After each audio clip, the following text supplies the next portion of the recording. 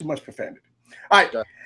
What's up, everybody? It's your boy, Eric from Easy Computer Solutions, and I have a panel of YouTubers here. Man, I tell you what, I love doing this type of stuff here. Every Wednesday and every Saturday, I try to bring in guests to, showcase their styles and everything. So welcome to Wednesday Night Tech Talk. All right, guys. All right, so you know what? And that's me, by the way. I always do this every time I do these live streams. I hear feedback in my headphones, and that's me actually that screw this up all the time. Yes. So I want to welcome everybody. I see y'all guys in the stream. I kind of wait till everybody come aboard. I know we do this every Wednesday, every Saturday, and I see y'all guys coming aboard. Let's go to do roll call. This is how we do it. Start it off. All right, so we got Tony in the building. I see you in the building. Yes, Mr. Chicago is in the building right here, and I want to do that right there. All right, Mr. Chicago is in the building. Shouts out to Cliff. Cliff is in the building. What's up with you? Also, Kobe Hop is in the building. Man, that's my main man right there, Mr. Kobe Hop. What's up with you? Philly Jazzy, Jeff is in the building. What's up with you? I see you in the streams. So when we get this nice started, guys, I got the panel of guys here. I'm going to go ahead on and let them introduce themselves. Starting off with Chris. Yep. Let them know who you are, man. What's going on? My name is Chris. I'm a tech YouTuber, but my channel, I try to keep it diverse and do a bunch of things like some comedy, some tech here and there. As of 2 days ago, I released a Samsung Galaxy Note unboxing, so I want to keep it mostly tech-based. That's what my general passion and hobby is, but I'm open to all kinds of content. Right, and just so y'all know, guys, all these up and coming YouTubers here, they working hard on the platform. As you can see, I got Chris, his YouTube channel there, and y'all guys see that going on to his channel. Check him out and show some love there, you know. And we all got some YouTubers up there, and he got his front and center Galaxy Note 8 unboxing and first impression, guys. Go check that out. That's gonna be pretty nice. He also software tour. He got the Midnight Black. That's what I'm talking about right here. So check him out. And we go ahead on and go to the next presenter. QC Dad, what's up with you? You muted, man. You got to go ahead on the unmute. Let everybody know who you are. Can you hear me? Oh, yeah. Go right ahead. All right. I think I had you guys on mute. Hey, what's going on, guys? My name is QC Dads, which stands for Quality Control Dads. So I kind of focus on technology, and I try to figure a way to use technology to change the quality of our lives with ourselves as well as our family. So I really appreciate you guys tuning in tonight, and we're going to have a good time. Yes, and as you can see, Mr. QC Dad, he got some nice content on his YouTube channel. So check him out. I'm showing his channel as we speak. And look like he got some S7 Plus coverage right here on this front page. He got a lot of iPhone talk. Obviously, that is the talk of the town right now. So go check his channel out. That is QC Dad is in the building. That's what I'm talking about. All right, we got that crazy unboxing. What's going on with you? Nothing much, man. Know who you are. All right, so I usually do unboxings of phones. I got did some RC cars, headphones. You know, I do a lot of stuff like that, and try to help people, you know, make a right decision in tech. You know, I use my own views. I buy my own products, so you know, the real and honest reviews. That is. So that's what we need. We need honest reviewers out there, and some of the up and coming YouTubers like myself and you and QC Dad and Chris. Y'all guys are doing y'all thing. So check it out. That's his channel right there. All the links will be down in the description right after we do this here. So, all right, there it is. Man, that's what I'm talking about. But I tell you what, I feel good sometimes giving people the opportunity to come showcase their talent. You know what I'm saying? So it's all good. Look, so one of the things that I like to do here is kind of let y'all guys do y'all thing. You know, we here, and look, listen, first of all, I appreciate y'all guys coming aboard, man. Think about that, man. It's hard. We doing these nighttime streams, and you know, everybody got to flip-flop their schedules and stuff like that. So, man, y'all probably say it's an honor for y'all to be on my show, but nah, it's the honor's mutual, you know what I'm saying? So, all right. Now, we got some news out there saying that the iPhone X. Let's get into it real quick because I know QC Dad, he that iPhone guy. He said that the iPhone X, if you don't do your pre-orders, you probably won't get the device until 2018. Is that good or bad? Because you know, around Christmas, everybody wanted to get this device for their kids for Christmas and everything. Would you? I mean, I thought about this. I said, you know what? If I can't get the device before Christmas, right, to kind of, you know, have it in the Christmas box and give it to my daughter before or after Christmas, then what's the sense of buying it in 2018 when you got a whole slew of newer devices coming out?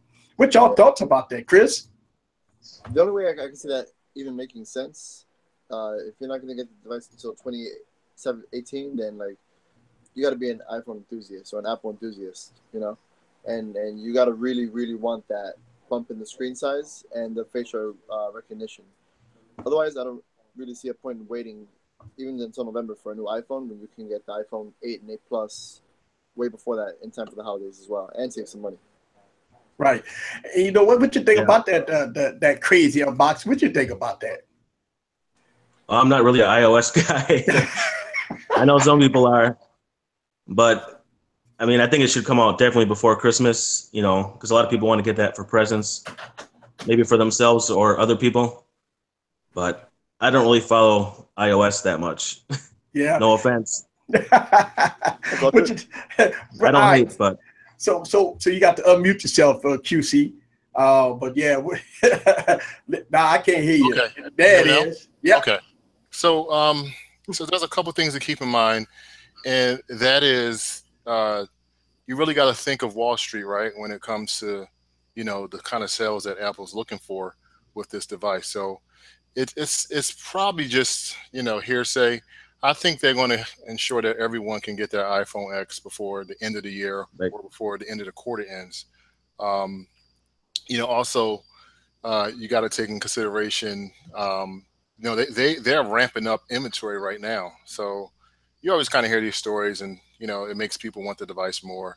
A lot of it's just marketing, if you really think about it. But yeah, I think it'll be fine. I think your daughter will be able to get her phone, and you know, you won't have any issues. But you know, one of the things that I find is that I think people putting out a lot of false information. Man, think about this. Apple is a huge company. You really think if this is the fourth quarter, like the end of the year, they want to squeeze out as much sales that they can before January. So when you think about it in that aspect, and you think about the large production, didn't Apple like order like millions and millions and millions of screens from Samsung? So I mean, they got that inventory. They're sitting, it's ready to go. Mm-hmm. Knowing that this device will be king supreme of Apple, a lot of people making it seem like it's the first generation. It's a beta. I mean, you know, Apple's not going to sell too many of them. They tested the market. Come on, Apple is smarter than that. Yeah. They know that they're going to sell millions upon millions upon millions of this device. Absolutely. Also, one false thing that I believe a lot of people getting this stuff all crazy. A lot of people talking about, oh, the price. Man, come on now. Think about this. I paid almost $1,000 for my Sony XZ Premium that doesn't have a fingerprint scan on it. I mean, if you buy the 256 gig iPhone 7 Plus, it's going to be over $1,000. I remember in 2016, I paid $960 for a brand new Pixel XL, and that's after taxes, mind you. And in 2017, the Galaxy S8 Plus, I think we paid about $900 for it. Also, the LG G6, I think I paid almost $900 for it. It was like $750 plus tax, so it was like over $800. So when you put all this in perspective, it's not about the price, in my opinion, because most people go walk into AT&T T-Mobile with about $250 and they go walk out with an iPhone, pretty much. Yep. I agree. Yeah, so if they want bad enough, they're gonna find a way to pay for it no matter what. And even if it's a matter of putting a down payment, putting the rest on installments, they're gonna find a way to do it no matter what. Trading in their old phones, people are always gonna find a way if they want it bad enough. Yeah. Yeah, and that's one of the things that I think that, like, you know, don't get me wrong, my YouTube timeline is flooded. Well, don't buy the iPhone X. 10 reasons why not to buy the iPhone X, 5 reasons not to buy the iPhone X. And I'm watching the video after video after video, and I'm like, wow, what is this? What the hell is this? I mean, and I do understand why they do it, because, you know, hey, why not? I mean, why not get views? Everybody love negativity. Everybody like beating up on Apple, right? But the Apple fans that sit back laughing like, like, I promise you, we gonna sell more than what you think. Yeah. Yeah, those sell a lot. Yeah. So now we got, have y'all guys received, for everybody got the Galaxy S8s and Galaxy S8 Pluses, also with the Galaxy Note 8. Have y'all guys received y'all updates? I don't have the S8 anymore. Okay. I have the Note 8 on me. Haven't gotten any updates for the Note 8 though. Okay, no update. You know what? I didn't get any updates for my Note 8. I got, matter of fact, I'm lying. I did get a small update for my Note 8. Now, we've been hearing a lot of rumors. Now, there's two kinds of rumors that we've been hearing about the Note 8. All right, this is supposed to be a huge update, supposed to give you 4K at 60 frames per second. Now, I've heard 2 different stories. I've heard that it's been debunked, that 4K 60 frames per second is not coming to the Note 8.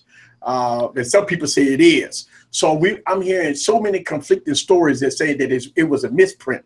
Also, people say that if you go to Samsung.com and look at the Note 8, it's in plain Jane. It's on their website. Well, if you go to Samsung.com, it's not on their website, by the way. They do not broadcast 4K at 60 frames per second. So I don't know where this came from. A lot of people reporting this, but now it's kind of been debunked. Did y'all hear anything about this 4K 60 frames per second on the Galaxy Note 8? Yeah, so here's the thing with a 4K 60 frames per second. It sounds good, and you know, I think it's going to really produce, you know, a quality video. But you got to think to yourself, how are you going to use that video?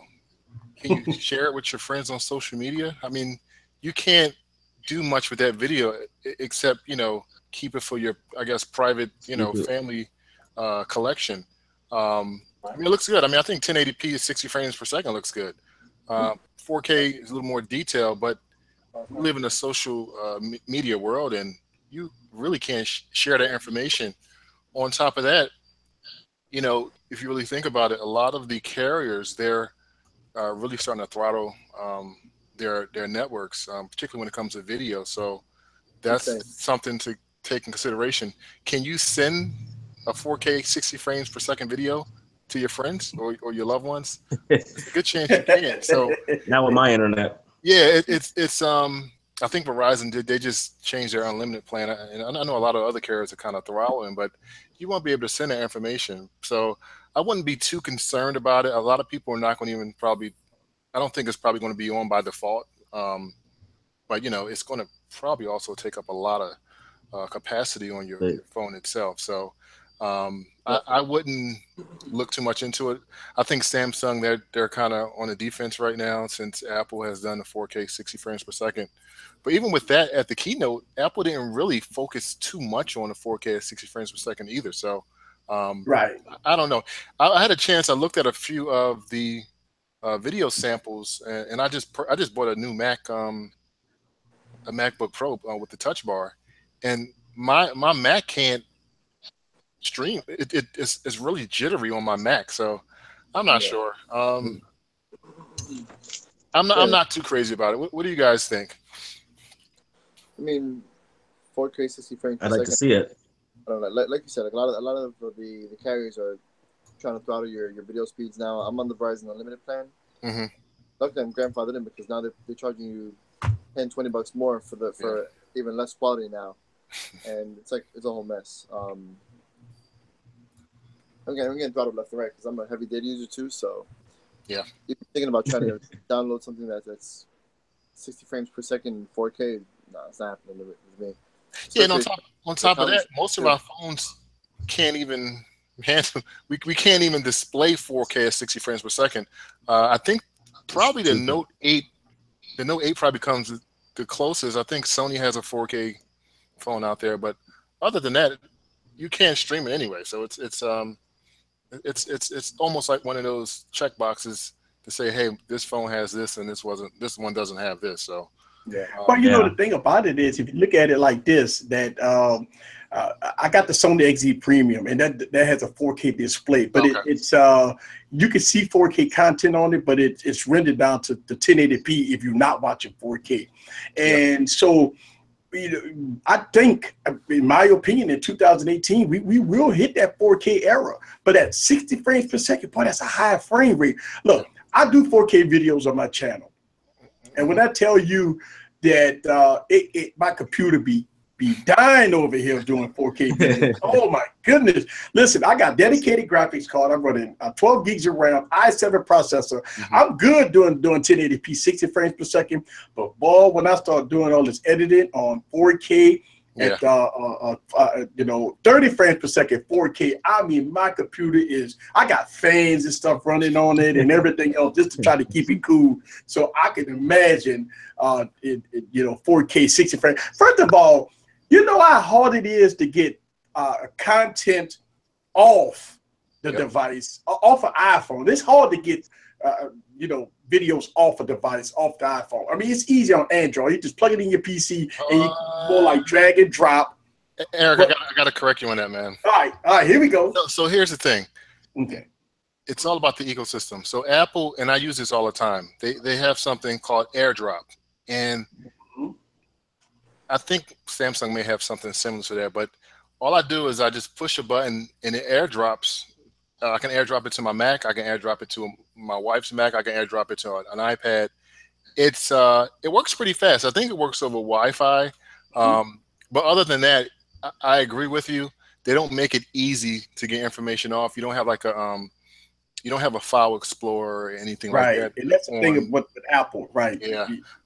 But AirDrop works for me. I'm not sure if you need to have Wi-Fi on a Wi-Fi network or not, but that's what I use, and it's very reliable. I found when I was sending it through email, like if I was maybe doing a YouTube video and I used my iPhone to record something, it would compress that video and degrade the quality of it if I send it through email. So I've used AirDrop. You can't put a micro SD card in your iPhone. Yeah, but you know what? Let me ask you this question. I mean, when you just say 4K, you got maybe, like with me, I use multiple cameras. So just say if I got four iPhones and I'm filming and I'm doing 4K at 60 frames per second. I mean, I got 6 minutes here, 6 minutes there, 6 minutes here, because I use a lot of footage. I mean, when I film in like 15, 20 minutes worth of filming, and then once I put it on the PC and I'm editing it.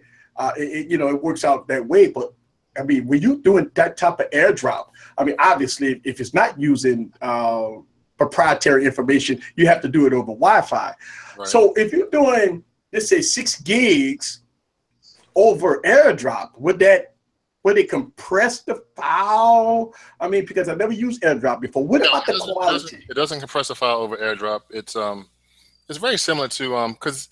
Apple has their own ecosystem. So, if you have a Mac or if you have a PC and you have iTunes on it, you can just plug your iPhone in to get the information off. I think it just starts compressing when you just try to send it over email, or if you try to send it over like a video. I mean, I don't think you can send 6 gigs over a video message, but but that's the only way that I know how to get information off my iPhone. So I mean, I think 4K 60 frames is cool, but I don't think it's going to be something that people will be using that much, because like I said before, it takes up a lot of space. Yeah, 64 gigs ain't gonna be enough. But I've heard that they're gonna compress it pretty good now. They may do that. Also, because I have what are you using, Eric? You using Sony's Sony DSLR? What are you using? Believe it or not, give the truth and justice story. I actually stopped using my DSLR. Really? All right, I don't even use 90% of my videos on this YouTube channel is filmed with Galaxy phones. Really?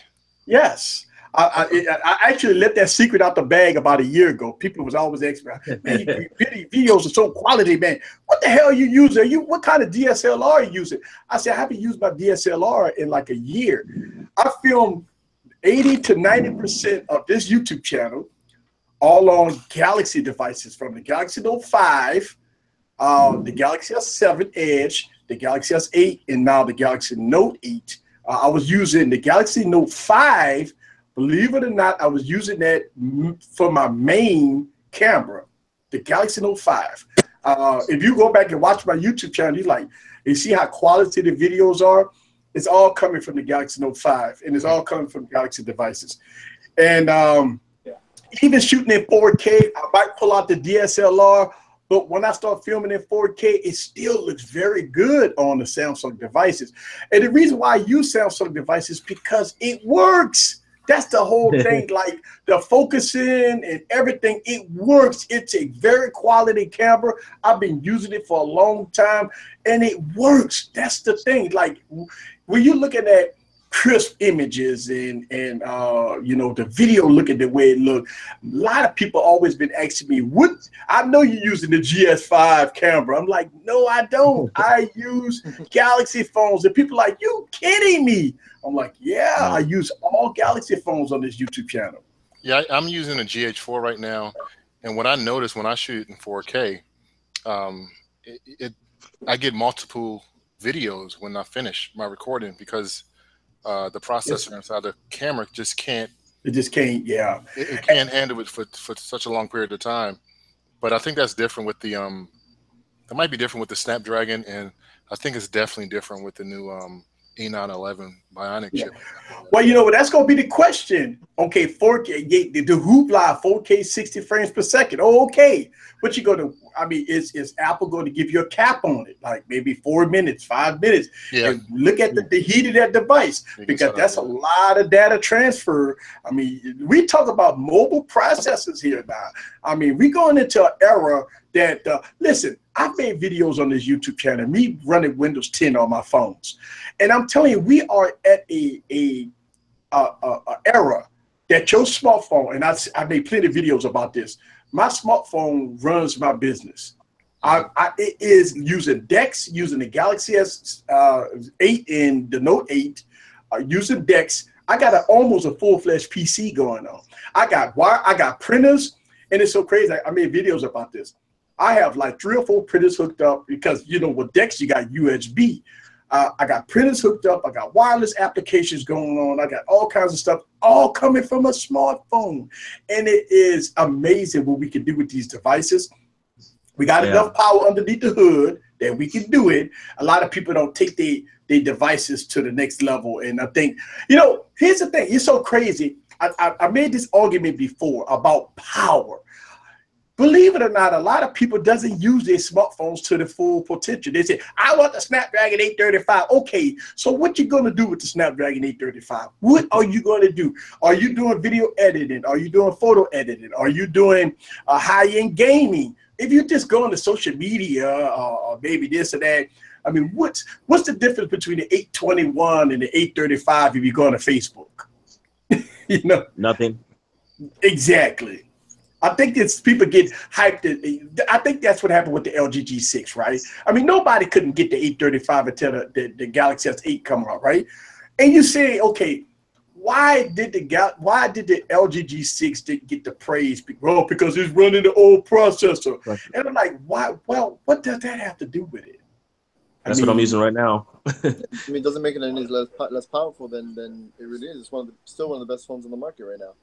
I agree with you. The LG G6 is a phenomenal device that doesn't get praise. You know, I don't know. Because my battery's terrible.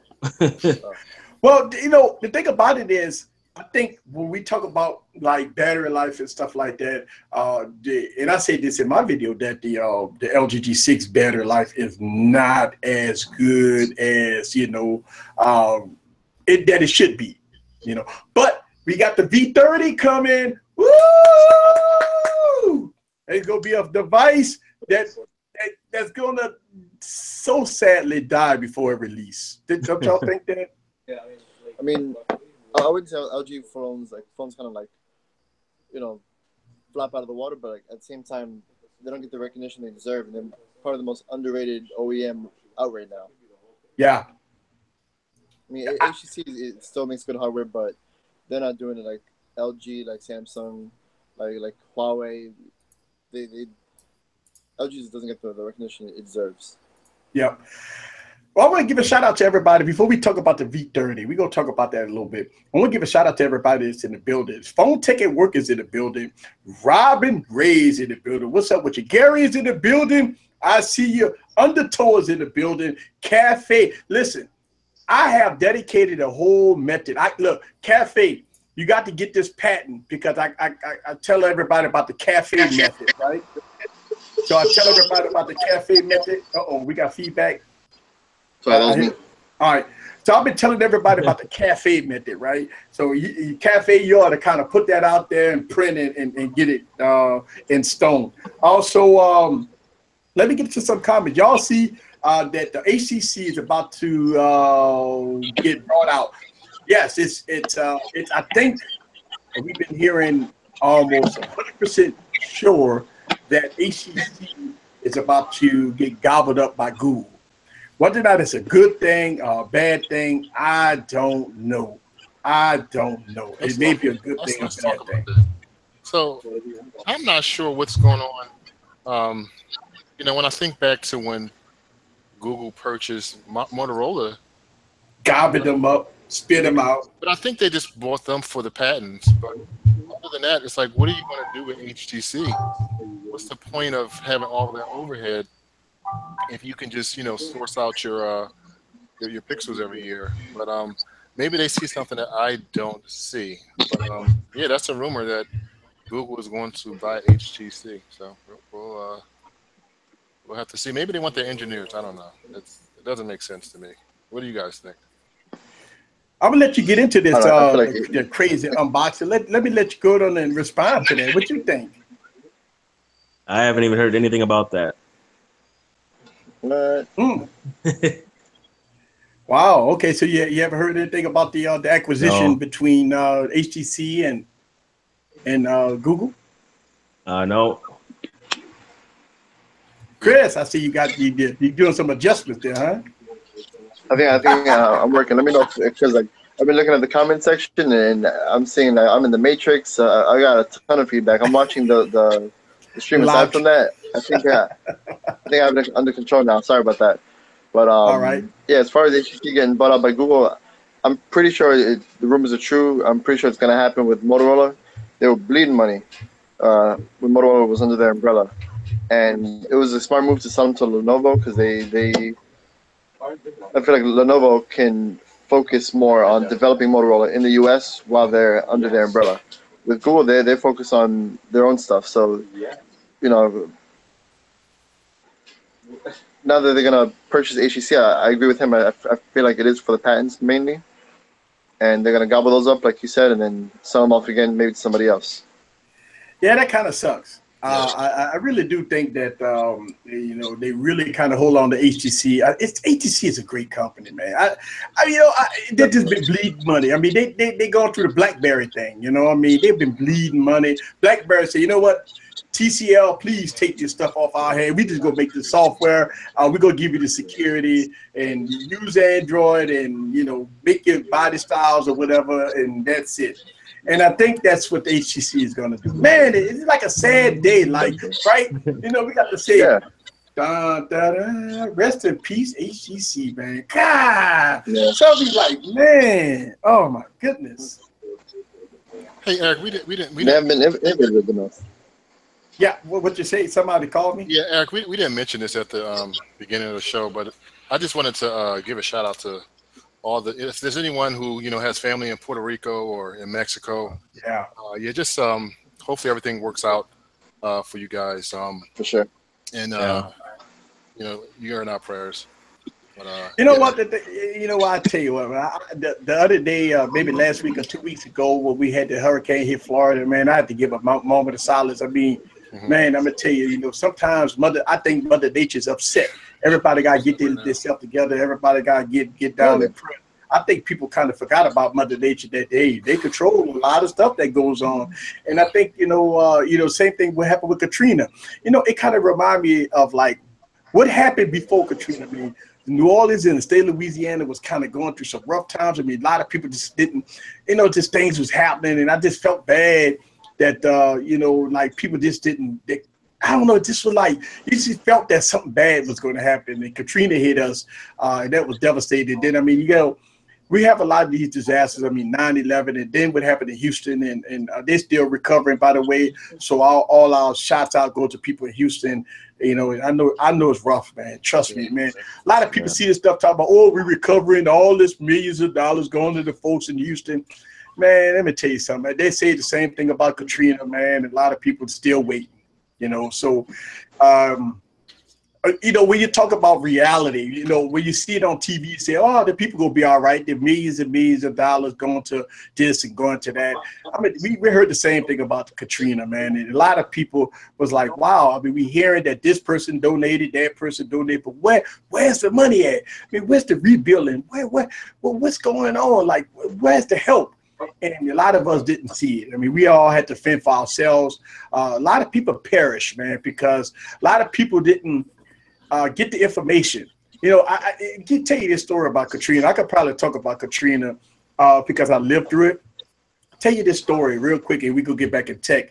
That right before I evacuated, maybe about 3 or 4 days before Katrina, when I was packing up my vehicle, getting my family together, I'm outside walking around and I see people playing basketball. They running up and down. People, and I went to my neighbors. I said, "Hey man, y'all know they got a storm coming?" And they're like, "Oh, I didn't know." So a lot of people just don't watch TV. They don't watch the news. I mean, look, anything that's going on Facebook, they know about it. Anything going on with the Kardashians, they know about it. But they got a deadly storm coming, and nobody didn't know about it. So they had a lot of people that just didn't want the information or didn't care about the information. They believed that, oh, we lived through this hurricane, we lived through that hurricane, it doesn't matter, we go ride it out. And a lot of people died because they made those decisions. A lot of people perished because they didn't get out early. And so listen, my heart goes out to Puerto Rico, and they've been devastated twice in a month. So it's very tough, man. And sometimes you can't do anything about Mother Nature, but definitely our hearts and prayers go out to everybody that's suffering through that. And, wow, it's just, I don't know. I just wish they never had this type of stuff. But in different regions we have, hurricanes, and we got tornadoes, and we got, I mean, Mother Nature's all over the world. So they do all kinds of stuff, tsunamis and stuff like that. I mean, we just had Mexico that just got hit. And so, I mean, man, it just, I mean, we talk about tech, but they got a lot of people that's really hurt right now. And one of the things that we try to do on this YouTube channel when we do these live streams to get people maybe an hour or two away from the rhetoric, away from that, to kind of give you that spirit of, we try to give you a little excitement, a little fun for a couple hours to kind of get your mind off of the pain. A lot of people take life for granted. And that's a shame sometimes, but I try to do on this channel to get people minds off of some of that stuff, and go from there. All right. So that's the best thing you could do, because go ahead. Yeah, that's the best thing. Sorry about that. That's the best thing you could do, is just keep your mind off everything. I'm half Puerto Rican. I'm in my mother's house right now visiting her as we speak right now, and she has family all over the south side of Puerto Rico, and she's been trying to get in touch with them, and the whole island is blacked out, so no power, no way. All the satellites are down and everything, so there's no way that she can even get in contact with her family. So right now she's waiting for an update. So I'm just here hanging out with her while she's just like reaching out to all of our family. Yeah, it's insane. But like you said, you got to keep your mind off of it. Things like this is a good way to kind of know that there's other things to enjoy, and you don't always have to worry. And you know what? That's a good thing, man. This is one of the things that, man, look, one of the things that I try to bring different to the table is a different functionality, different change, something that nobody else does. And so, I got this platform, of that I could bring that, we could get our minds on, have fun, You know, I mean, that's why you see me pull out the masses sometimes. I get up here and I be laughing and giggling and stuff. It's not that I'm immature. It's just that sometimes people need to laugh. Somebody want to laugh. It's like, easy, you crazy. Like, yeah, man, but guess what? You having fun. You know, get your mind off it. It is entertaining.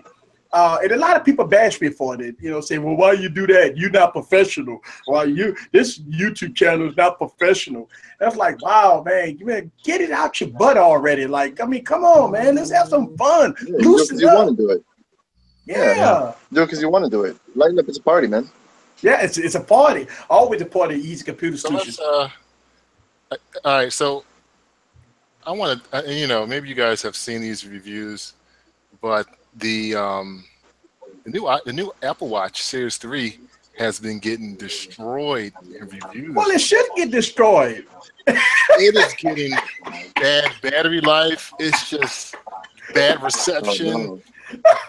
Wall Street Journal, everyone's destroying this watch, and you know, I still have my first the Series 1, and I'm like, what's the point? I mean, it's no way that Apple could put like what 18 hours battery. Yeah, I mean, with like a 200, maybe a 100 or 200 milliamp battery in this thing with cellular connection. I mean, the specs are to tell you 1 hour talk time. 1 hour talk time. You got to be kidding me, right? And I mean, come on, man. I mean, if 1 hour talk time with cellular service, obviously you're not gonna get 1 hour talk time. You might get maybe 30 minutes or so, and the battery go from 100 to 0, like in no time. I've heard everybody just like, do not. I mean, if you leave home with your Apple Watch, you have problems. You have problems. If you don't bring your cell phone with you, gonna have problems. Is anyone in the and they're marketing this thing as if it's a fitness watch and you can go out running, leave your phone at home, it's no big deal. But it's like you can't even do that. What's the point of buying it? That's most of the reason why people are gonna buy it in the first place. So they can leave their phone at home, use the cellular, and they're paying for that per month too, at least $10 per month. Yeah. Is anyone in the chat or anyone on the stream? Does anyone have smartwatches? I know Eric, you probably got a Samsung, but no, I have a Moto 360. Second generation. I got the Moto 360. Oh, I got the first 360, but you know, I'm Team Apple now. So, but yeah, when I first got my 360, I was pumped up about it. You know, it still has a really clean, classic design. Oh yeah. But yeah, I don't know. They added LTE to that thing, and it's just the question is why? I mean, Samsung did it. I mean, with the S series of devices, but I mean, you get better life out of that thing than Apple. I think, you know what? I don't know. I mean, you look at what Apple is doing right now. I mean, you think that they are kind of playing around, beta testing a little bit, and you know, I don't know. I mean, I don't think that the iPhone X is a beta tester phone, but I just think that, like Apple, Steve Jobs wouldn't do that. No. I mean, Steve Jobs was a perfectionist. Yeah. And so, but Apple kind of changed a little bit after Steve Jobs died. You see them like, you know, settling. Instead of being the best of the best, they settle. Now think about the design of the iPhone X. Would you really think that as Steve Jobs is being a perfectionist, he would design that device the way it's designed? No. Especially with that big notch in there, no way. Obstructs everything. It obstructs all your videos, all your games that you're playing. That notch in the top of the screen, Steve Jobs would be turning over in his grave right now, seeing that. Yeah, I mean, think about this. You playing Call of Duty on that device, right? And you got buttons on this side and buttons on this side, right? So you playing Call of Duty on this device, and I mean, you don't have no button, you don't have no control over on this side. Well, you got to squeeze your hand, and I'm quite sure they're going to shrink it, but that means you're not using full access of the screen at that point. So I don't know, man. I don't know. I don't know, man. I mean, you know, when they look at, when you do the math, because everybody then broke this down, a 5.8-inch screen is smaller than, you know, because of the aspect ratio, and they say that you get a bigger screen with the 5.5-inch versus 5.8-inch at 18 by 9 aspect ratios and stuff like that. So I don't know. Yeah, you know, it kind of, you really have to think if they pushed this watch out and it wasn't ready, you know, and I'm gonna buy the iPhone X, but you know, Oh yeah. I do have 15 days, you know, and Yeah, if it's true. Face ID doesn't work the way it should work, I'm gonna return it. And I Yeah. think a lot of people are gonna be in that same camp. It's like, you know, there's nothing wrong with my iPhone 7 Plus. I mean, I would say I would like to have a smaller phone with a larger screen. That would be nice, but it's not like it's not worth $1,000 if it doesn't work as advertised. You know, if it Yeah. does work as advertised, Yeah. I'll be somewhat happy. But I don't have like warm feelings about this phone at all. I'm kind of like it's going to be a I feel like big it's a good step in the right direction. hmm Yeah, but at the same time, it's like, you know, with that notch on the top of it and the aspect ratio, like it's good, but they could have at least gone with maybe a bigger forehead on the phone, kind of like how Samsung and LG are doing it, and even went bigger on the not just the display size, but the actual size of the phone in general too. Like hmm even if it was halfway between the 7 and the 7 Plus or 8 and 8 Plus, Yeah. people would have accepted it. Yeah. Yeah, So, all 'cause I right. talked to So let's get you in there. Let's go ahead on it and get you in there. That crazy unbox. What you think about that?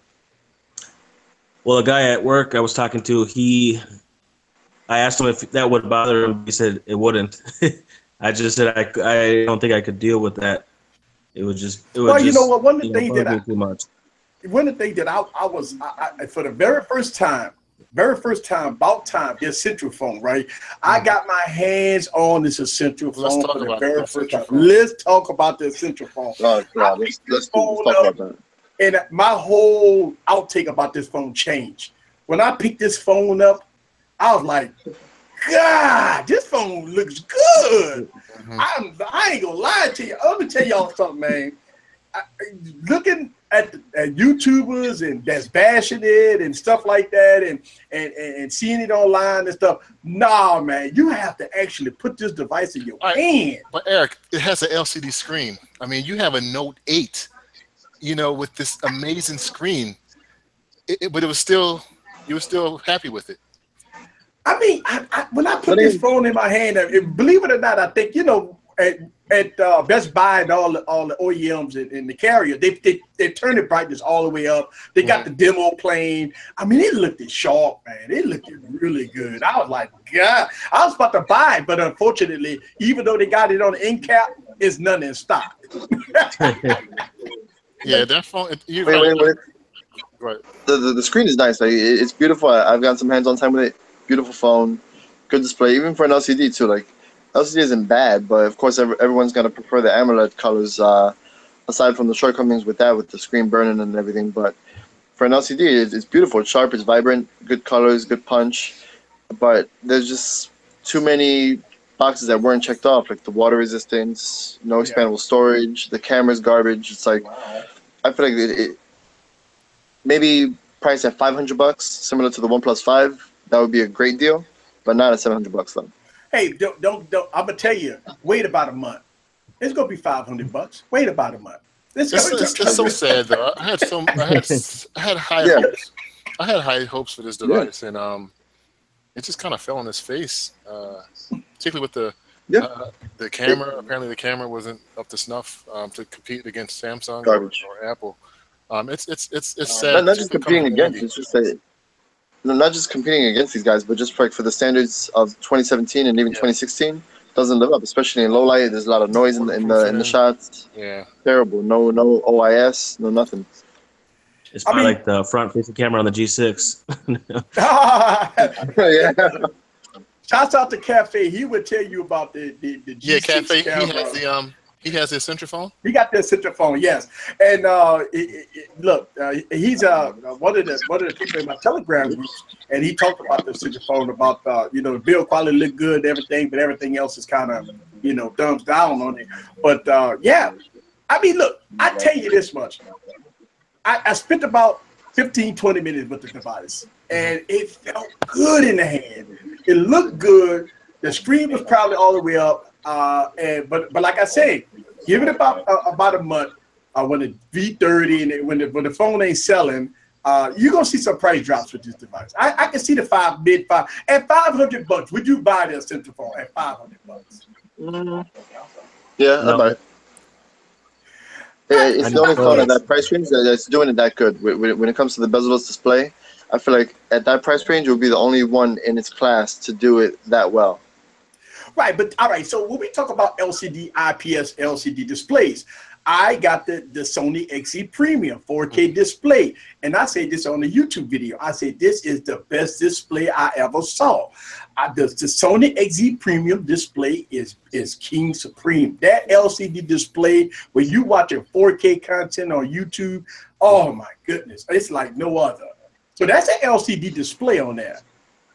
So the colors pop. The colors pop. Woo! Yeah, man, that device is woo. So hold on. You're not off the hook. So is it better than the Note 8 screen? Watching 4K content, it is better than the Note 8 screen. When you watching 4K content, it is better than the Note 8 screen. When that thing pumped up to 4K, and you can hack it to always on 4K, I'm telling you, man, it's sharp as a tick, man. Woo! It's sharp as a tick. I got YouTube videos about it, by the way. Because when I think of 4K, and I think I don't know. How can you get that much detail with a small screen like that? I don't know. I guess you've got to. I tell you what. Go to your local Best Buy and play a YouTube video 4K content. All right, and take your Note 8 or take your iPhone with that 1080p screen and put it next to it. And put the same video on and play it at 4K. I promise you. Okay, and make sure you set the settings all the way to 4K. So and I'm gonna tell you. Wait. So you went into Best Buy and you were looking at the video they had loaded on the phone? No. I got the XE Premium. I got videos on my YouTube channel. Right, okay. I got the device. All right. No, okay. So sorry about that. Yeah. So all right. It's just so hard to tell the difference even between 1080p and 2K. And telling the difference between a Note 8 screen and then a 4K display on the Sony X, I don't know. I feel like I wouldn't be able to tell the difference. I say this about like maybe the Essential phone, a lot of devices.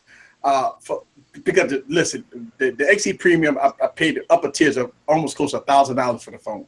It's a beautiful built phone. The problem is it got the huge forehead and chin. I mean, But I'm gonna tell you, when I go back and look at some of my videos, I got a lot of videos of XE Premium, and oh my God, it is mind-boggling to me to see. And I review everything, by the way, y'all guys know.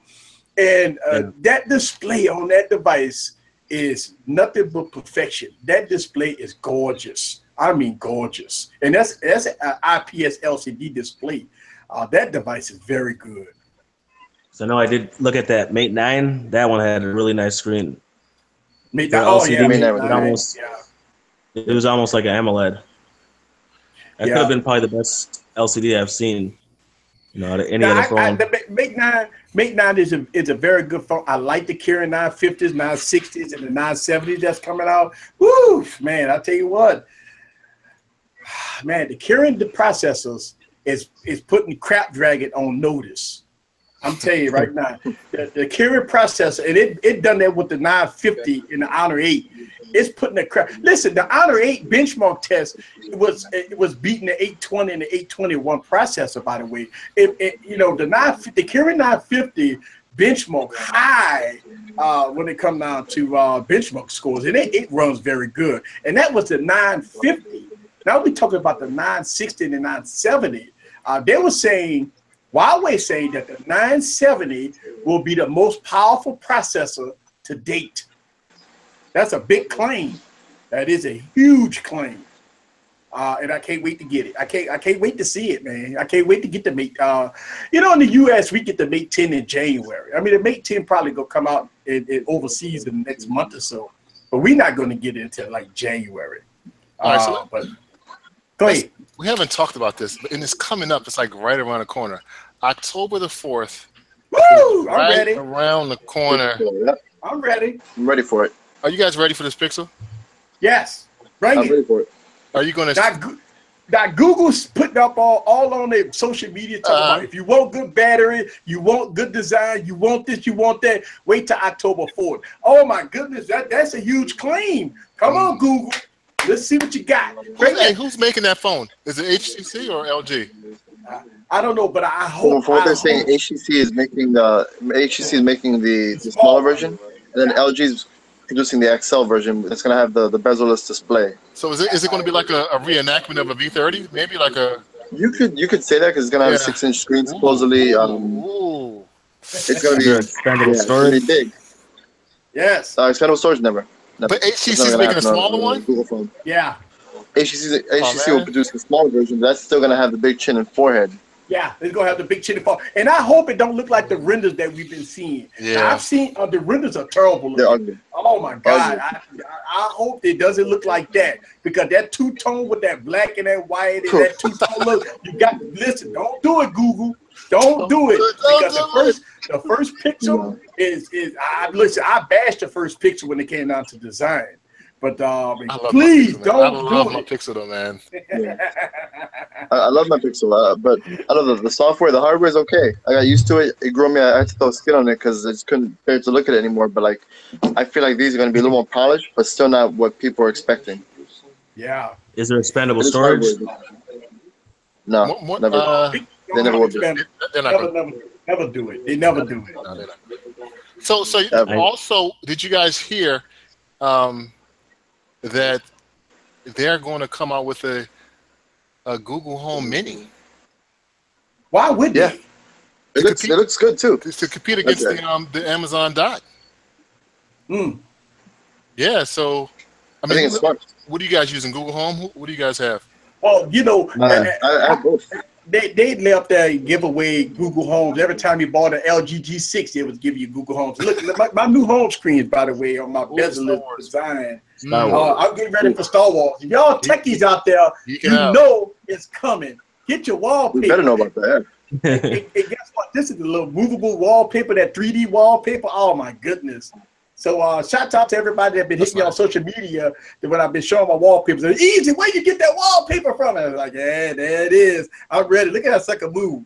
Look at that Millennium Falcon, man. Look at that, man. Look at that Death Star. Come on, where is my Star Wars fans? Come on, that Death Star. Woohoo! I'm ready. I'm ready for it. I'm ready for it. You said they gave you a Google Home by now. Oh yeah, look, they give you Google Home. You can, and you know, Google wanted everybody with the Google Home. So when you got the LG G6, I mean, you get a whole bunch of devices, and you go get it free Google Home. Yeah, I would never pay for a Google Home. You can get it for free. Just by just saying, "Okay, Google." Look at that! All my devices just went off. So did you guys also hear while we're kind of talking about smart home stuff? Nest just announced a slew of different home products. They're going to do a doorbell, which if I was Ring, I would be worried. And they're going to do a security system. Now, the reason I brought up Nest because, as you guys know, Google owns Nest.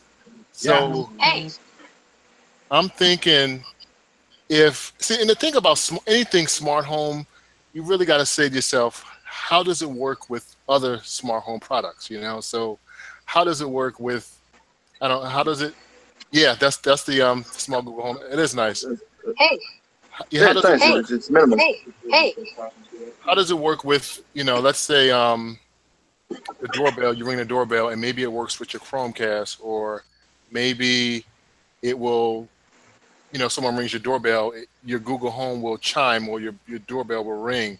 What are you guys' thoughts on the video doorbells that are out right now? And you think does Nest have a chance against Ring? I think so because of the brand recognition. Yeah. And then on top of that, their products are proven and true. Wow. Yeah. Yeah. I'm a Nest. I have Nest thermostats. I'm really built into the Nest ecosystem, and once you kind of get into it, it's hard to.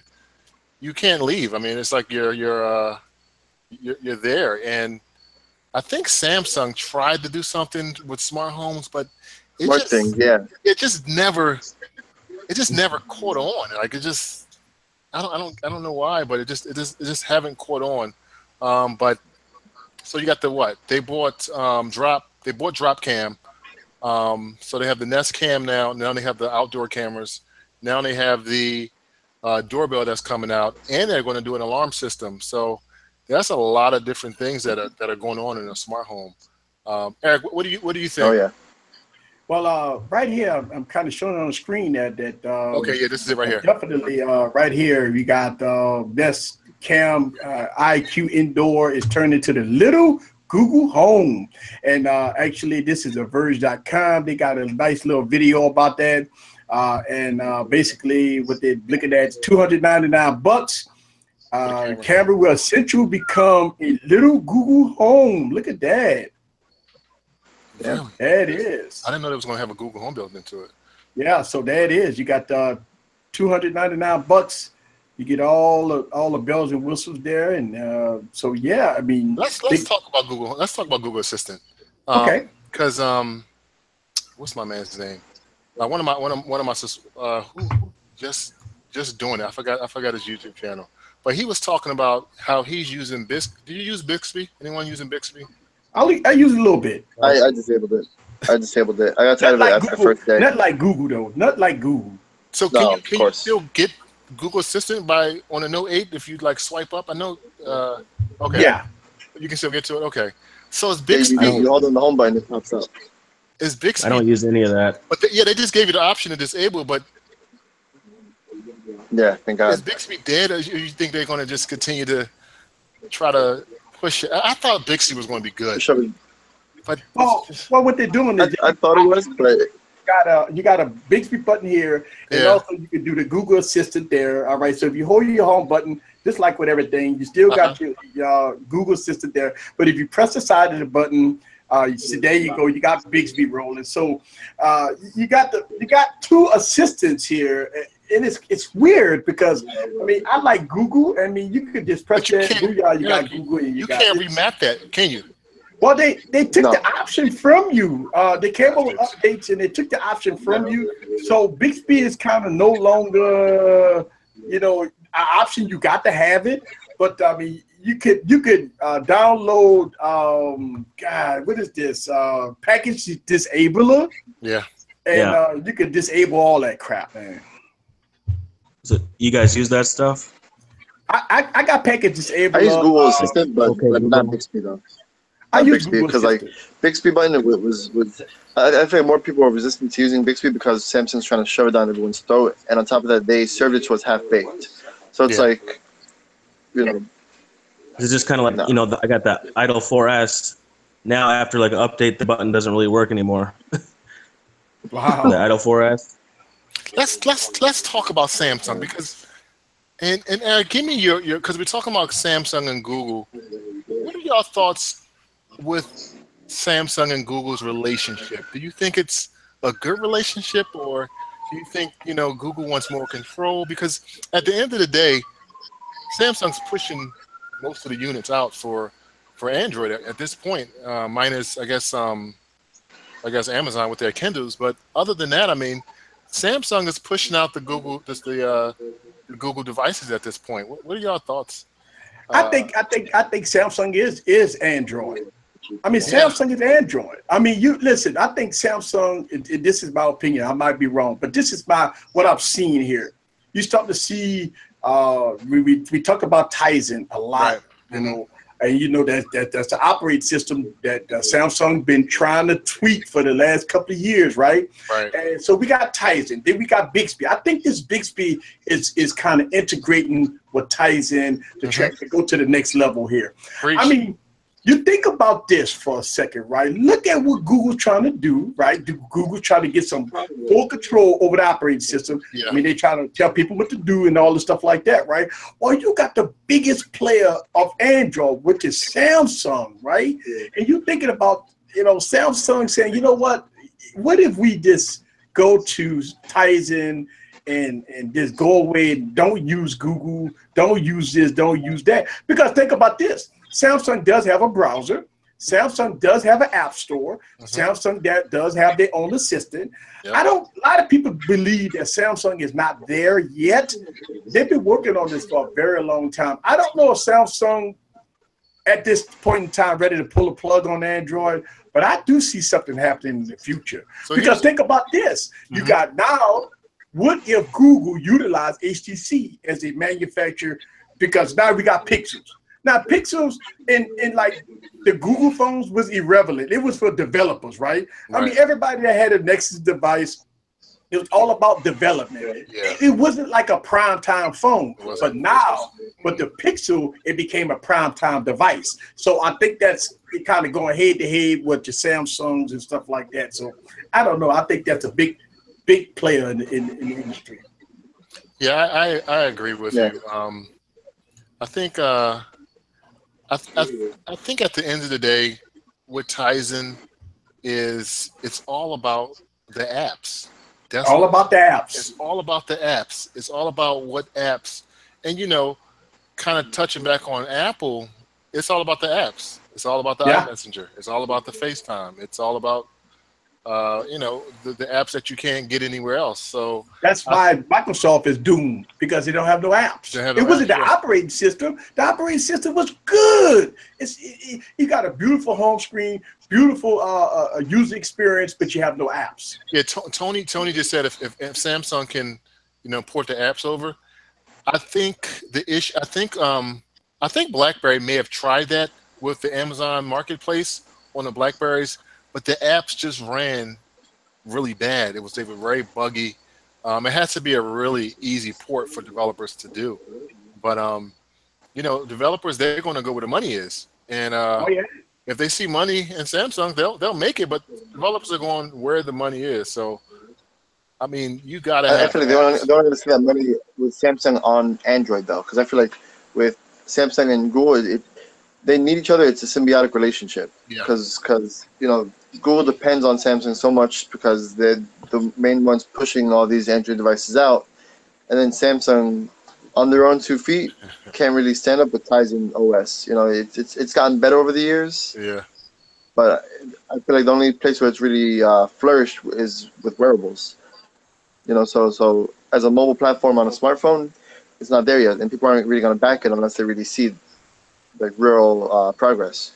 Yeah. But don't you think that if Samsung said, you know what, we're gonna put balls to the wall and just do this, and just deal with it, like the Note 7. I mean, they recovered like night and day. Think about that, right? What other OEM out there that could survive after two major recalls, right? What other OEM could survive? I mean, look at them now. Samsung selling millions of units right now. I mean, they jumping up and down like we making money. And the thing about it is, like last year, 2016, it was all over the news. You can't get on a plane. You can't get on a train. You can't even drive here. You can't go into a movie theater with a Note 7, right? And now look at, you got one of the best devices of 2017, the Galaxy Note 8.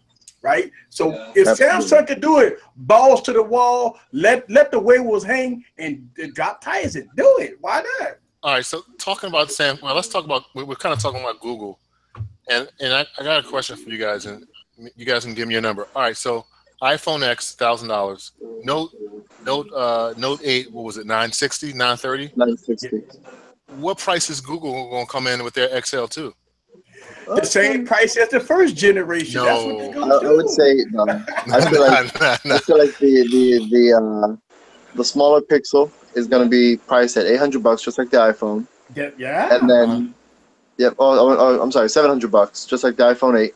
And then the XL version will probably be $800. Like I'm thinking $9. Yeah, I'm thinking $9 too. Yeah, I think $899. $849, $859. Yeah, I think it's gonna be expensive. Yeah, Apple is doing it. Yeah, see that? Really? All right, when you talk about the prices, you got to look at the history. What happened with Google in 2016 with the Pixel? They copied Apple's prices. They left there and went boom. I mean, everybody like, you gotta be kidding me! $899 for a Pixel? Like, I mean, like $900 for a Pixel was astronomical. Yeah. And people like, you gotta be kidding me, for a stock Android? Come on, I could get a Motorola if I want. With no water resistance. I can get the no water resistance, no wireless charging. Yeah, no water resistance, no wireless You charging, get the none of essential that. phone. You get the essential phone with that. So now I'm thinking now. Essential phone with a good camera. Go ahead, QC. Yeah, I'm thinking it's going to be $899, $900. You know, No. But then again, if it is at that price point, what storage capacity do you think will be on board? 64 gigs. For that price? Yeah. Oh, no. 128. I pray that we're wrong. Nah, Google wouldn't do that. Hey, Apple did 64 gigs, man. I mean, Apple did it. Apple said, take 64 gigs, man. All right, Eric, so yeah, hold on. Are we going to get 4K at 60 frames per second on a Pixel? No. Hey, No. I don't think they're gonna do that. I don't think they're gonna do. But you know why? I don't think they're going to do it because I don't think the Snapdragon 830 was it the 836 now that's going to be. Well, the 830. Well, they said 835. I don't know. I heard about the 836. I don't know. I heard 836 too.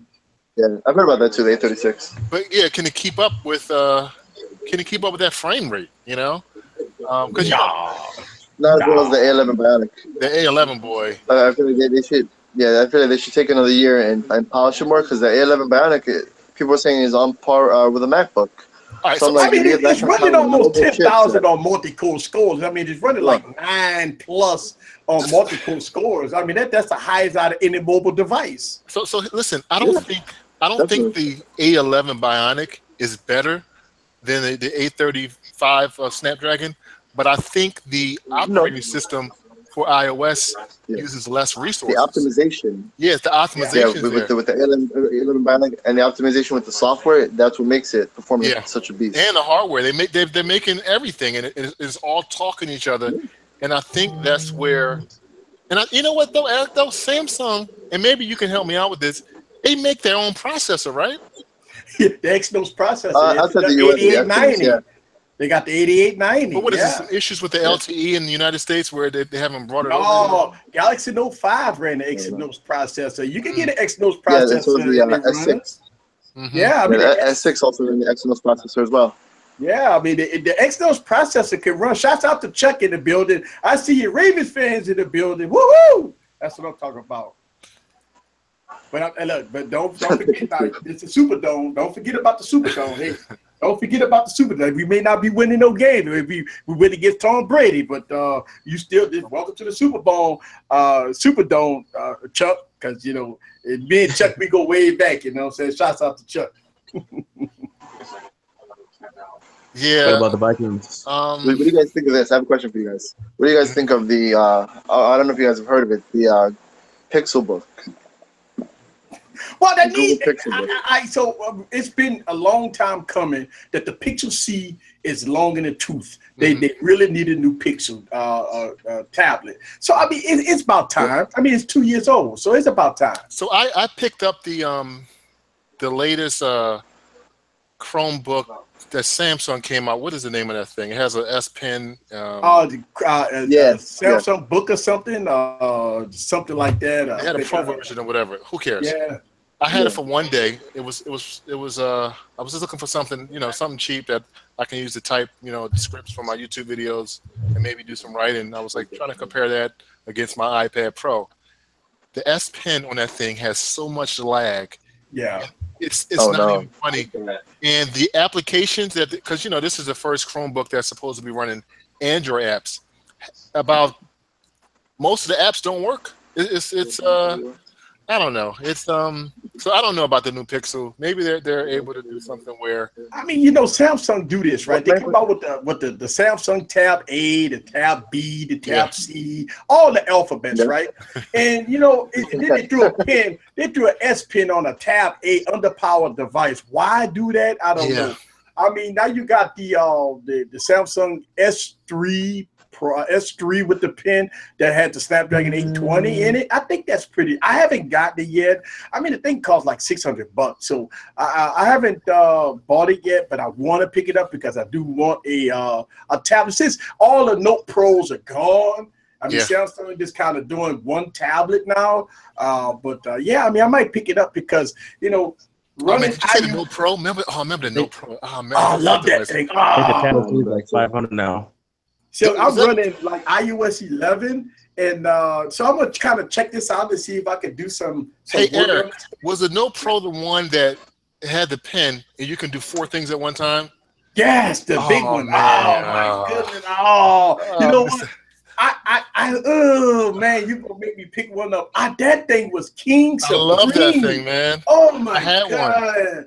And then what the Apple do? They came out with the iPad Pro. Yeah, but you know what? I tell you, but that was Samsung. Please, you got to do this again. You got to give us an 835, 6 gigs of RAM. I don't care how much you price. It's gonna be pretty expensive, but give us that 12-inch. A Note Pro with that 4 screens, split screens, and oh man, give it to us! Oh my goodness! Yeah. They never followed up anything new. Yeah. No, never.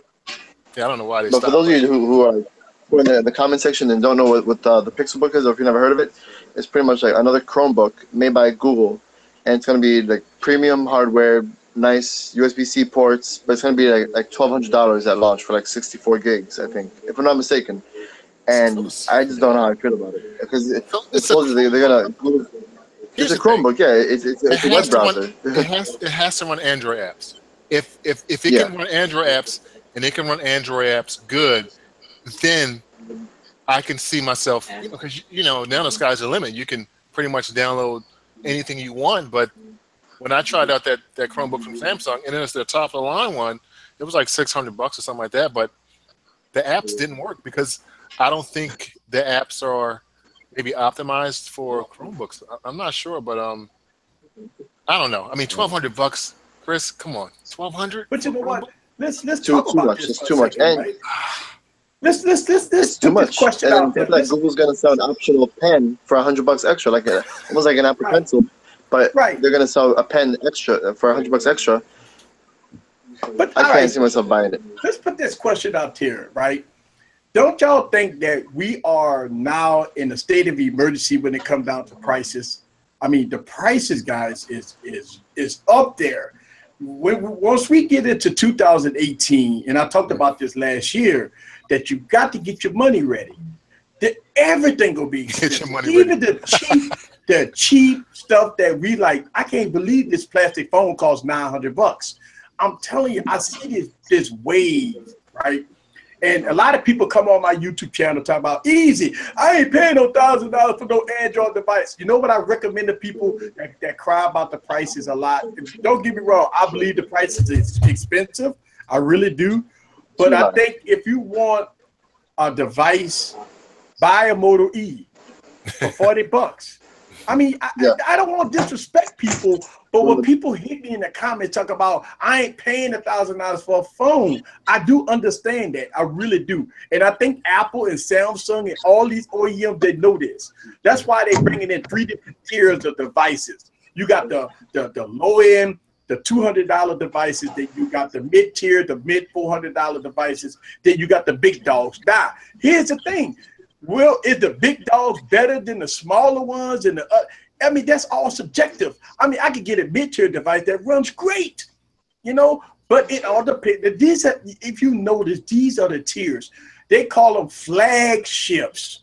Flagships are the higher tiers, the upper tiers, the $1,000 phones. If you want a mid-tier phone, they're going to have like a Moto Light or Samsung Galaxy Light, or something like that. Or if you want to get a low-end device, then you can go to the Boost Mobile and the Metro PCS and get the popcorn phones like the Samsung low-end buy me phones. The J3 or something. The J3s and the J7s. But Eric, so it doesn't matter. Price is not as irrelevant as it was when 2-year contracts was around, because you just break it down to 24 payments. Make it affordable. But even then, you don't even pay that, because after a year or so, guess what you're going to do? You're going to trade it in. Trade up that device, yeah. So it's like a ongoing process. I mean, you're looking at what? What is the Note 8 going for? About $50 a month or something like that? 40 a month. 40 a month? Yep. People don't really feel that as much as if they had to pay out of pocket for paying $930 for a Note 8. So when people talk about, oh, the iPhone is $1,000, people don't care. They're like, well, I'm not paying $1,000 right now, so it's all You're going to pay it over 2 years. You'll find a way to pay that. You know? You put a down payment, you lower those monthly installments, and then that's how you afford it. And that's why price doesn't really matter with the phone these days. But at the same time, like going back to the Pixelbook, I can understand paying $1,100 for a laptop because like the MacBooks are great products and those are expensive. You have Windows computers that are that price and they're great too. But paying that much for a web browser that Chromebooks are terrible. Nah. That's why I never got into Chromebooks. I never got into it because I don't think to me, a Chromebook should be $300 tops. That's it. It's a Chromebook. You got to be on the internet. You got to be on the internet to basically do everything. I mean, it's not a laptop. You can't run. I can run everything. Listen, you can have DeX on the Samsung device and run everything that a Chromebook can do. I mean, you can have the Google little thing, the little pluggy thing. You might get a little latency. But you can basically do everything a Chromebook can do. So what is the sense of spending $1,200 on a Chromebook? I don't think Chromebooks is there yet. Even if it does run Android out, so what? I mean, without internet, you can't do shit. Right. So let's talk about the pricing. So, and some who was it? Someone in the comments was talking about carriers. They want to keep you for 2 years. That's why they do the payment plans. But if you guys don't know, you can even finance a phone through Google now. You can finance your Pixel. Yeah. Through Google now. So I think what's going to happen is I think manufacturers they want to I think they want to cut the carriers out of the equation at some point. I mean, they want to make their money. Apple's doing it. I think Motorola does finance options, if I'm not mistaken. And I've done that before with Motorola. I don't know if anyone else is doing it right now, but yeah, I mean, but Motorola charges interest though on theirs. They do. Yeah, and you know what? I want to give a shout out to Holiday and a couple of other people that just hit the stream that they just announced that Google just bought HTC for $1 billion. That's that just hit the wave. Let me go to my Feely. Ooh. So that we have a moment of silence for HTC. Yeah. Are we gonna get those Facebook filters for your? We're gonna get those Facebook filters for your profile picture saying "Pray for HTC." 7 minutes ago. Wow, 1.1 billion. But they're not buying the mobile division, the VR division, are they? The what is it, Vibe? I think. I doubt it. Then again, it would make sense for Daydream and all that, but I doubt they would because they've been doing pretty good on that end. Let me see. Oh wow! I gotta pull up my search. So let's get into it. Here we go. Oh, Google, I just put it on the screen. Google is buying HTC Pixel team for $1.1 billion, guys. Here we go. Got it on the screen. I'm on Engadget.com so I can show y'all got breaking news right here. Easy Computer Solution, guys. Breaking news. We got Google. Hold on. HTC will continue. Go back up. HTC will continue to focus on their own smartphone brand and the Vibe business. Why HTC? Just give it up. Stop. That is. Stop HTC. Don't focus on your own smartphone brand. Yeah, look at that. It. Just throw on a white towel. That is. Here we go. The team behind Google Pixel. The team behind Google Pixel and the Pixel XL smartphone will be purchased by Google with a $1.1 billion in cash, according to the HTC CFO Peter Shane. This will mean that half of 4,000 people in this company's R&D team will join the Google team. You know, yeah, there it is, guys. So let me ask you guys this: breaking news. Will the new Pixel be your main squeeze? Get it? The HTC, you can squeeze it.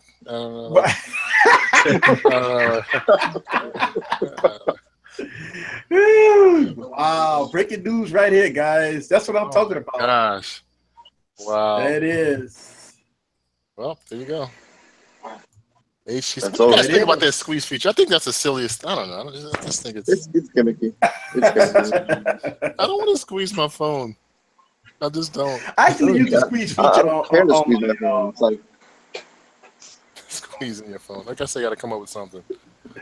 Squeeze your phone. Wow. So would you buy HTC phone now? Now you knowing that the company is gone bye. You know, I mean, all that we just read. That's all tech jargon, right? That's all like HTC is still gonna be making smartphones. Yeah, okay. Google will be telling you, nah, you can't do that. We own you now. Yep. you ain't gonna just do anything you want. But they need that though. They need that from somebody though, because they've been really burying themselves for the past couple of years. Like when everyone was doing quad HD displays, they were still on 1080p displays, and they're using last year's chipset. They're using last year's design, and now everyone's going bezel-less. They still haven't done that yet. The U11 was okay, but it wasn't even available on every carrier. The U Ultra was garbage. What you think about this? They need crazy unboxing. What you think about all this breaking news right here? I've never had a. Huh? He's speechless. Yeah, he's speechless. It's like he froze up. Yeah, he froze up. Yeah, he froze up. It's all good. Look, listen. I would give y'all guys this story. I was actually interviewing. I was doing the live stream, okay, and so I don't remember. It was a while back. I was live streaming on another channel, and we had breaking news about cops got something was going on in Dallas, right? And I was doing a live stream, and people was hitting me up telling me stuff was going on in Dallas.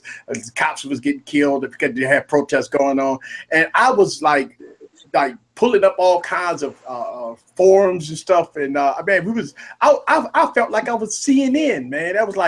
That was crazy. So I've been through this before with breaking news and stuff like that. But it's one of those things that when you hear breaking news, hey, we got to talk about it. All right. Would you buy HTC phone? I mean, what's going to happen with the HTC U11? I mean, would it get support? I mean, would you get firmware update? Would you get Oreo? Would you get the next iteration? Or it's time to sell? Is it time to sell? This time. What you think? What you it's think? Definitely time to sell. It's time to sell. I love my Pixel, man, and unfortunately, the Pixel I had was made. It was made by HTC, so I guess. Yeah. I guess I'll be down. I guess I'll be cool with it. I love the Pixel. Yeah, well, Pixel's good. Camera's amazing. It's. I know a lot of you guys don't like it, but I love stock Android. I think. Yeah. I think when you start adding your own skin and stuff to it, it kind of gunks up the operating system to a certain extent. Yeah, you know what? And matter of fact, me and Mr. Chicago in the Telegram group was kind of going back to back, head to head, telling me that his iPhone. See, he got the iPhone. He iPhone guy, right? And he was like, easy. My iPhone doesn't stutter, doesn't lag. But your Samsung devices, everybody's saying that you might get a little stutter here and there for Samsung devices, right? But you know what I told Mr. Chicago that he's here on here right now, one of my mods, right? What you tell him? I told him, I say, well, the iPhone is like stock Android. I got every feature underneath the sun. I mean, can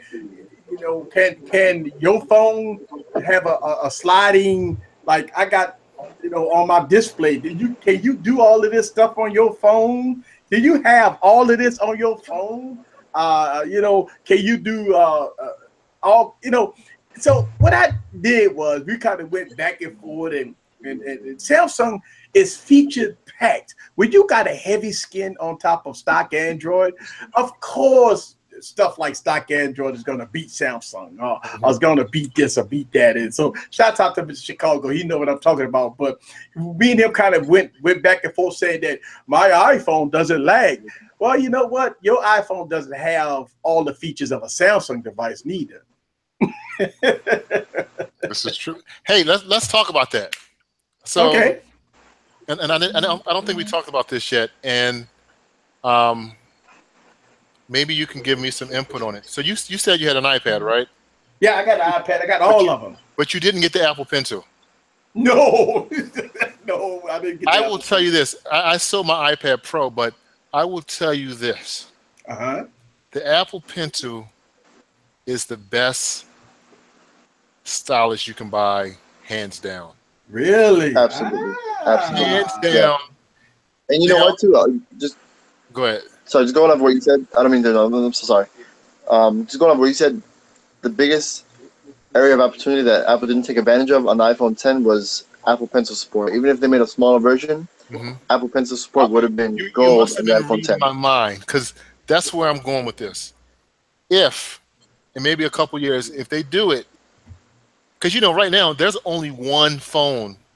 I mean, I don't know. I think LG has one, but there's really only one phone that you can buy with a stylus right now, and that's the Note 8.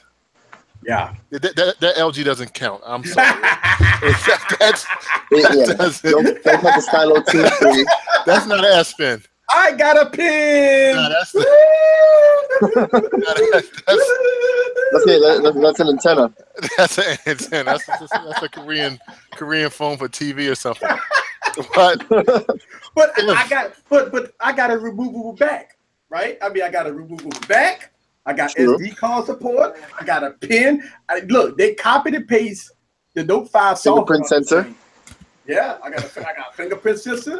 I got everything right here. So listen, it cost $200, $200. That's a brand new, $230. They were trying to take advantage of the whole Note thing, but I don't know. No one probably bought it.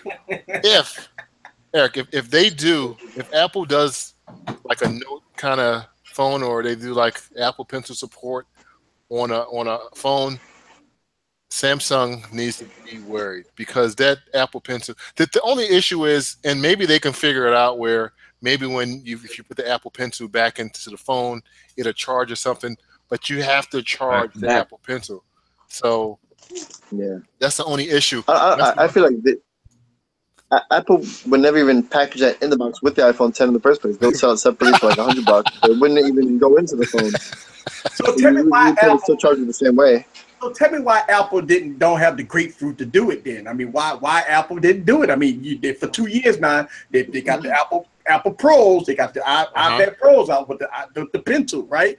And I mean, we know we've been having a Galaxy Note for a long time. The iPhone 10, this is your opportunity. It was rumors that say that this device did support pen support, right? So what happened? Why Apple just don't have the grapefruit to go against Samsung? I mean, you got a big device, right? I mean, you got the Apple Pencil, you got the software. Go after the Note. I like a good competition. Go after the Note. Yeah. Why not? They didn't do it for the same reason that they didn't add water resistance or the new home button into the Apple, iPad Pro. They want you to wait. Anticipation. Yeah, I mean, so what's the? I can't think of the name of it. What's the technology behind the S Pen? It's geez, I can't think. The name of that company who does writing. You talk about the Welcome Digitizer? Yeah, but what company does that? That is Welcome Digitizer. Well, welcome, right? Welcome. Welcome. Yeah. Apple's using their own special sauce, because there's no lag, particularly with this new display that they have. Was it 120 megahertz display on the new iPad Pro? Oh, the refresh rate, yeah. Eric, go past the Apple Store, right with an Apple Pencil. There is zero lag. It even beats out the Surface Pencil. The Surface Pencil.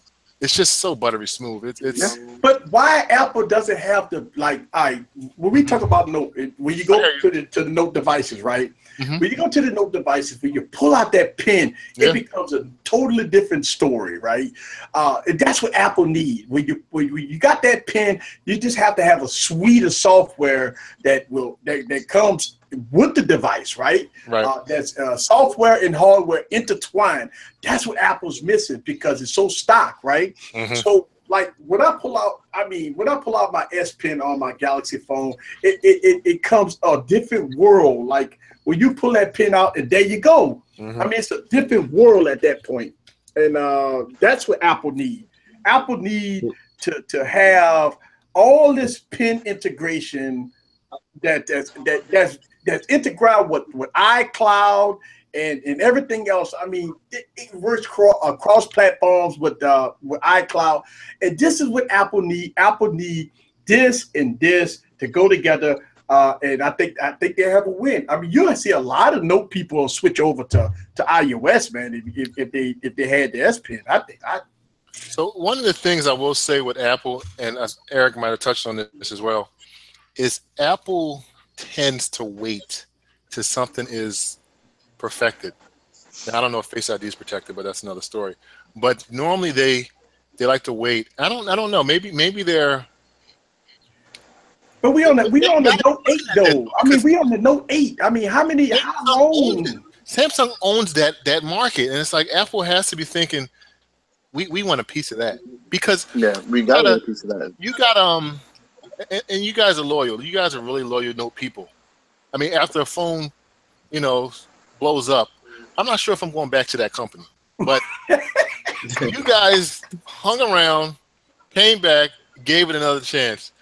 Almost died, phone almost blew up, but I'm back. Give me the Note 8. So you guys are really loyal, but Apple has to be looking at, how can we? I mean, LG tried. I mean, they tried, but it's no. I'm gonna tell you something. No.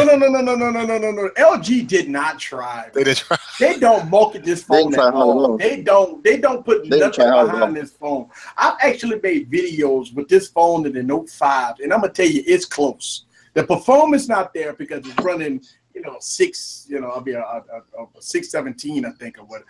But I'm gonna tell you, this is my dream phone, right?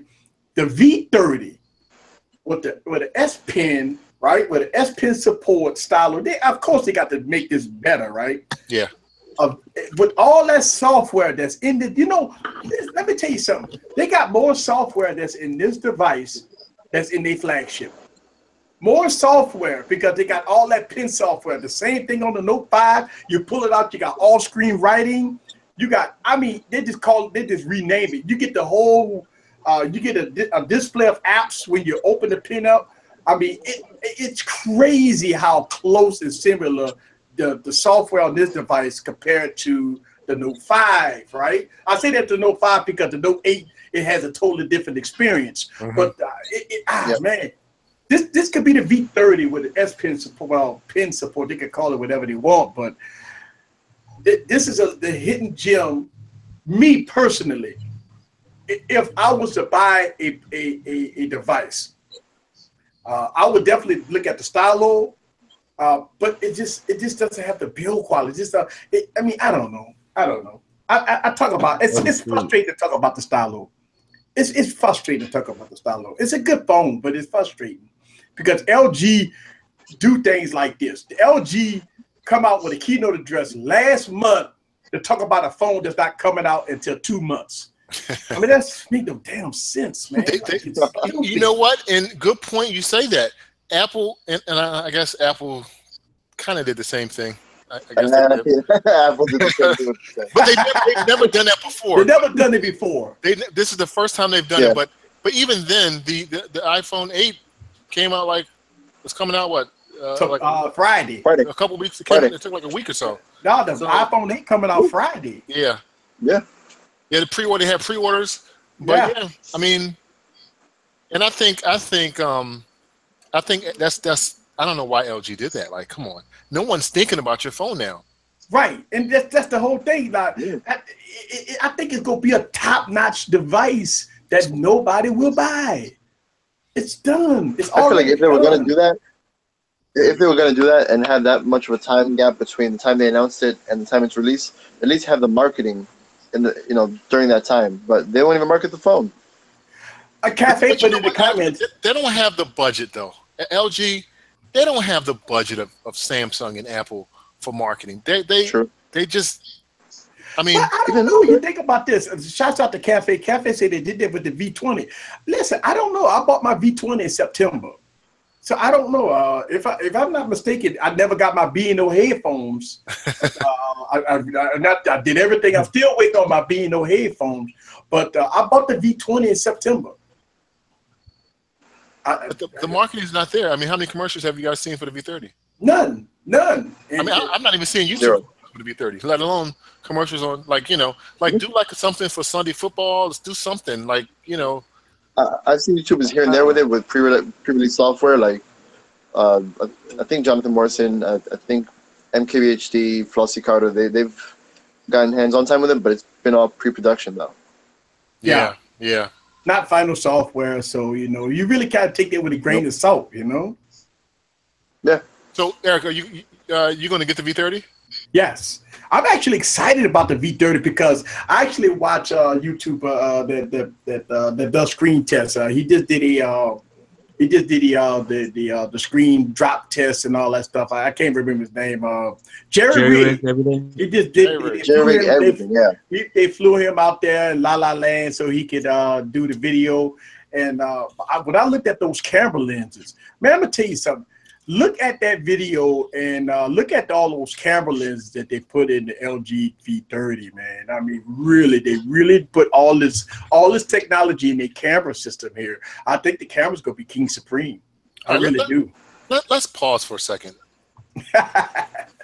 So these phones are getting so good, guys. Yeah.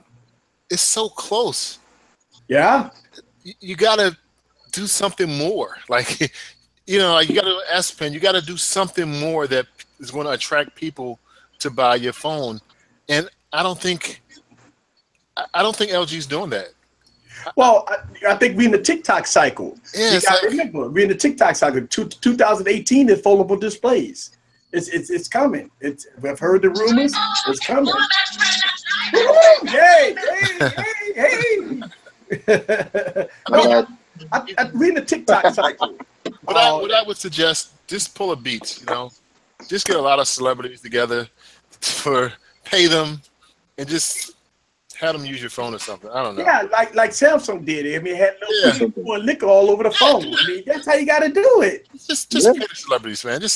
Because it's not about and it's not about specs for a lot of people.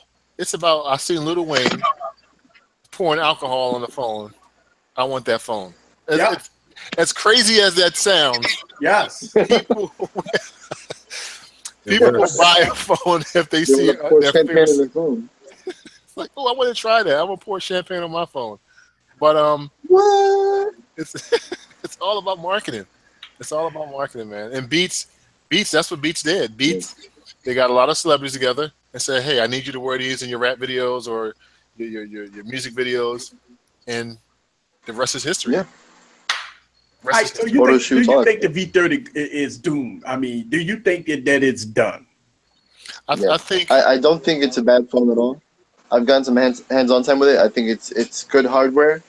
It's pretty well thought out software, better display than any LG phone in the past, but I think they might be dead in the water. I mean, LG makes lack of marketing. LG makes good TVs and good. But the DAC too. They make good appliances as well. I mean, they should just stick to that. They make a good OLED 4K TV. But yeah, what you think about that? The crazy unboxing. You think the V30 is done? I mean, it depends on what people want. You know, I would personally buy it for the DAC. I know it's supposed to have a killer DAC like the V20, which I've never had. Yeah. So that would probably be one of the big selling points that most phones don't have. You know, like I had the Sony XA1 Ultra, and that probably had the worst DAC out of any phone. The headphone volume was so low, it was just, to me, it was unbearable. But, you know, I think that's a good selling point. Is the V30, is it going to be a USB-C headphone, or is it going to be just a standard headphone? They're going to have headphone jack. No, it has a... Hopefully a headphone jack. It has a really good DAC and the headphone jack. Yeah. Also, keep in mind, guys, the V series, you know what that stands for, right? Video. Oh, so yeah. This is a phone for the. So does it have 4K? Does it have 4K 60 frames per second? Nah. Let me find that out. I'm just messing, but it's only Apple jumping in that water, man. That phone gonna be hot. Woo! I can't wait to look. Boy, look, you talk about this, right? Could you imagine doing 4K 60 frames per second in a pretty warm environment, right? You're gonna have something that's gonna hit your display and say overheated, overheated. Like, oh my goodness, it's gonna be pretty interesting to do you're gonna see a lot of YouTubers do 4K 60 frames per second. That's all you're gonna see out there. So I ordered my the iPhone 8 Plus. I should have a Friday. I'm gonna do an unboxing, and that's the first thing I'm going to test. See, that's what I'm saying. Everybody. I thought about it. I said, all right, I'm gonna upload it my laptop's probably going to cry when when I put it on Final Cut Pro. I'm gonna have to proxy it. I know it's gonna take forever, but even after I put it up on YouTube, a lot of people are not gonna be able to see the quality of it because. Well, I will. I got the Sony XA Premium, so I will. I can see it. Eric's gonna be able to see it, but most people are not gonna be able to tell the difference, you know. But well, for y'all that got 1080p devices, now you ain't gonna be able to see that 4K. That's why you gotta get 2K displays. Stop messing with the OnePlus 5s. Shots fired. Shots out to the 1080p displays. Woo!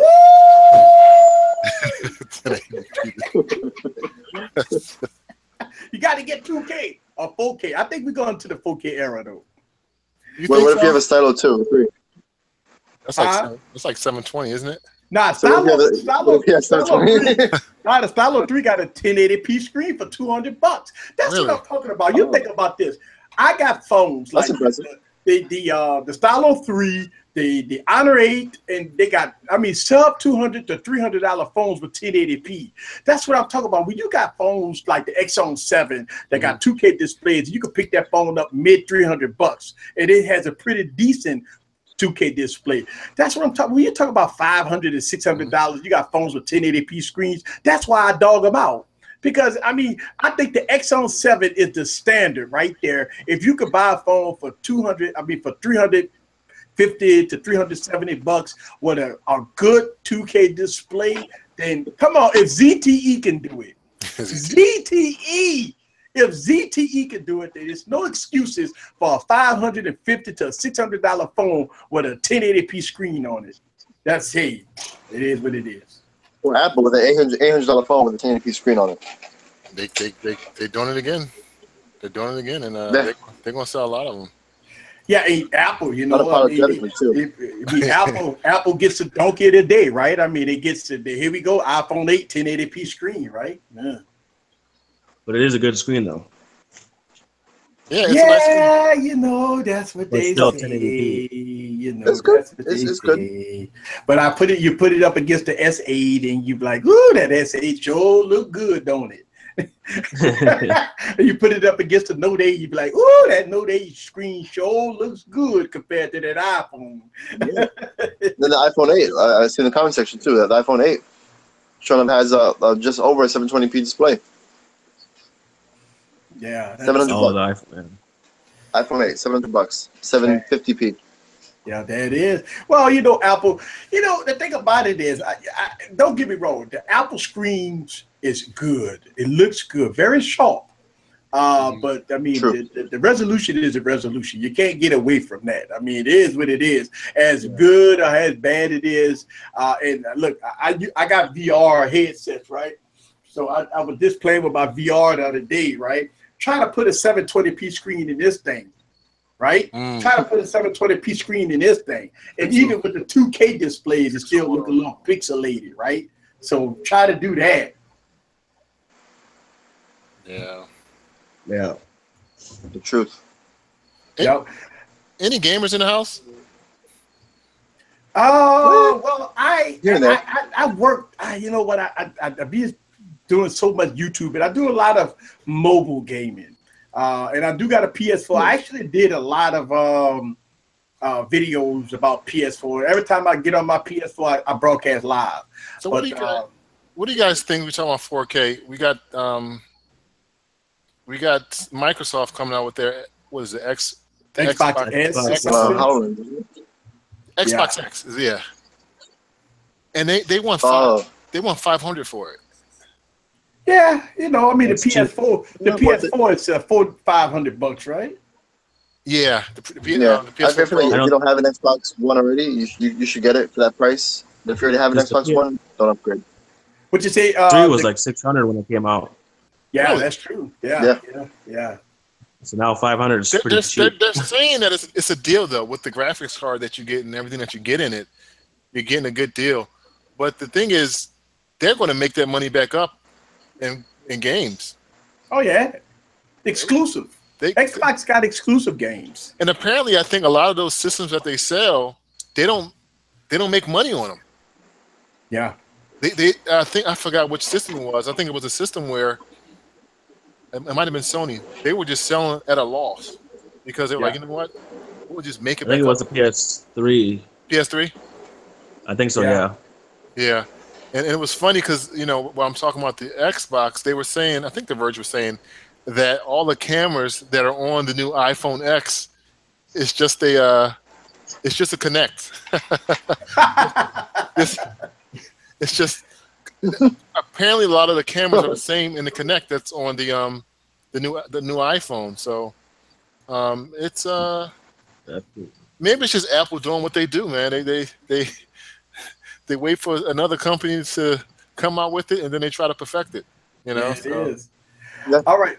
So let's go to get into the comments. We're almost at the top of the hour, guys, and we about to get on out of here. Boy, I tell you what, time do pass by fast on a Wednesday night. Also on Saturdays, guys. Yeah. God, you know, we're like, okay, we start at 8 and it's 10 o'clock, like already.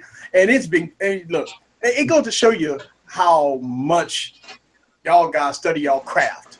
Think about this for a second. I mean, I've been on a lot of people's shows and people come on this show, and but you know, when people like us smaller YouTubers, we study our craft, we get ready, we know about everything that goes on out there in the tech industry. So that's good to always have these different perspectives. Different perspectives is always good when we do these streams.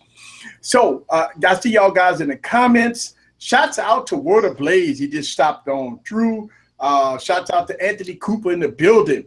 Shouts out to you guys. Tech Gentleman is in the building. Yes. So I'm gonna let y'all guys, while we right at the top of the hour, go on and spam y'all YouTube channels. Let everybody know how they can find you.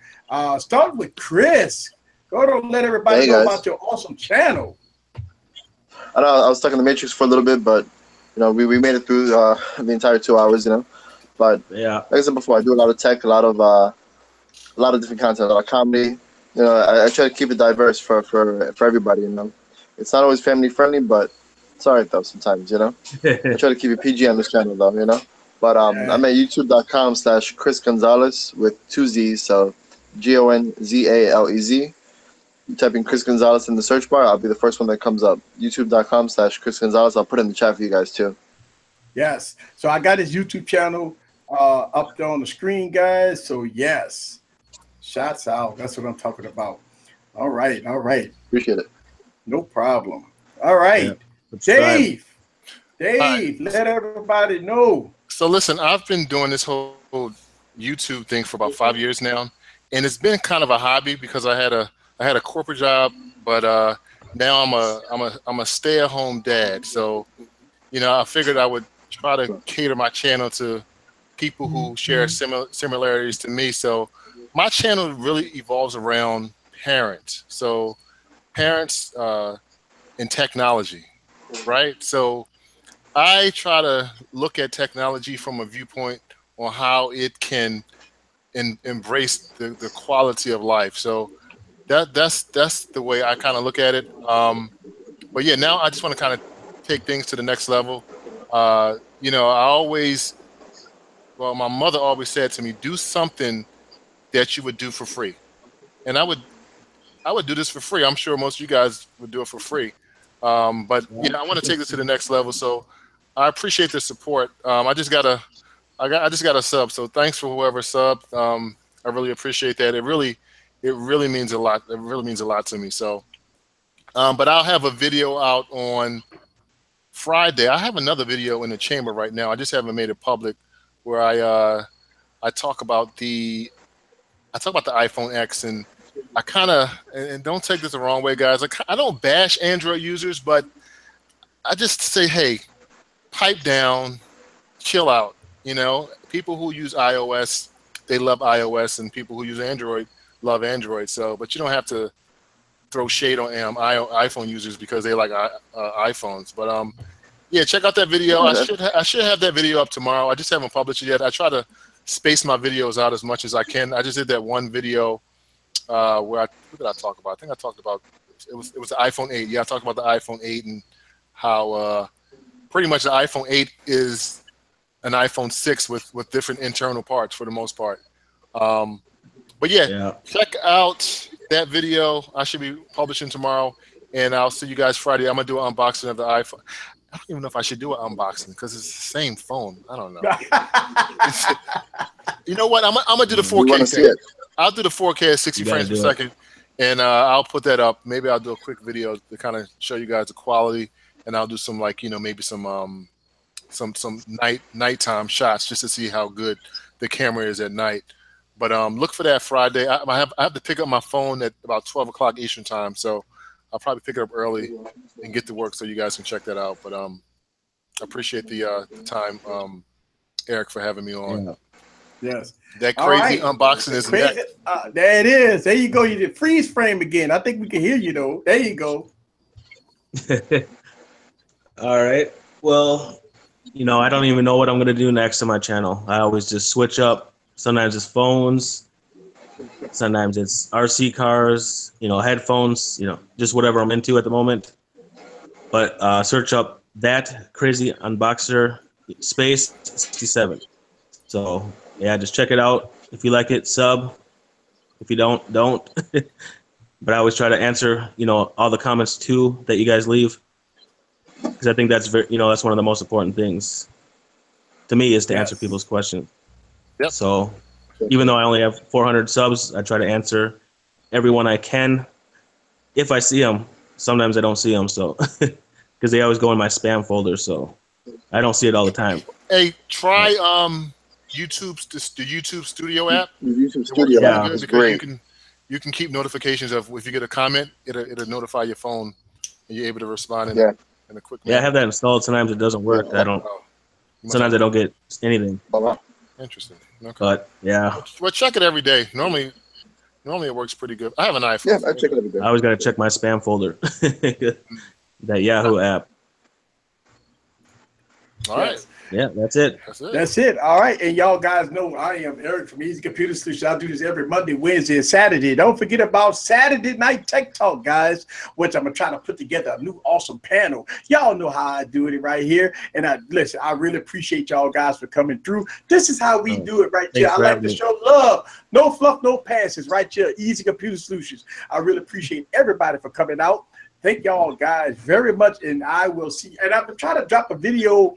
I just dropped a video yesterday, and I'm gonna try to drop a video Friday. I don't know, maybe Friday. What's next, Eric? What you got? I'm actually doing a fan favorite. I mean, you know what? After I did a video about the LG V20, so now I got a lot of people asking me, man, you got to put the LG V20, because see the LG V20 with head to head with the Galaxy S8 involved. Woo, it look good. Woo, it look good. So now I'm putting the LG V20 against some other devices, and so people can see how that device is. I'm gonna tell you, the LG V20, it got all these updates. It's looking good. Like you could get the device like $400, man. That's a good deal. It's looking good, So we gonna put it head to head and see what it's all about. Thank y'all, man. You better get off. The Oracle's gonna get you, man. Thank y'all guys very much for coming through. Thank y'all. I'll see y'all later. Thanks so much for having me on, man. Shout out to you guys in the comments. Thanks for having me, man. I appreciate it. Peace, peoples.